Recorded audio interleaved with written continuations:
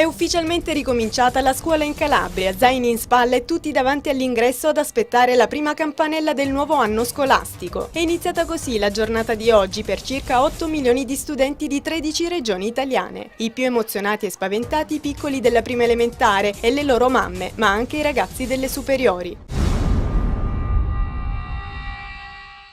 Questa mattina fu scaldo in provincia di Cosenza, nell'Istituto Tecnico Fermi, l'apertura dell'anno scolastico 2011-2012, alla presenza delle autorità. Dalla cittadina del Tirreno parte un importante progetto di cooperazione e integrazione scolastica dei paesi del Mediterraneo che vede coinvolti gli studenti calabresi e 130 ragazzi egiziani che studieranno presso l'istituto per approfondire le loro conoscenze tecniche e linguistiche. Ciò implica prospettive di crescita culturali ed economiche.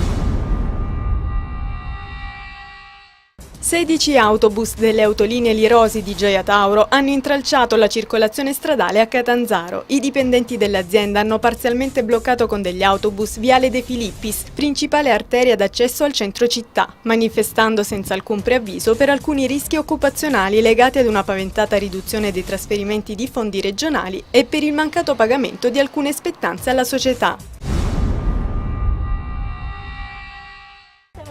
15 operai in cassa integrazione della centrale a biomasse ETA di Cutro, Crotone, di proprietà del gruppo Marcegaglia, sono saliti stamane su una torre del complesso industriale per denunciare la situazione di precarietà lavorativa ed evidenziare la loro preoccupazione sul futuro dello stabilimento. All'ingresso della fabbrica anche le mogli degli operai per sostenere la protesta dei loro mariti.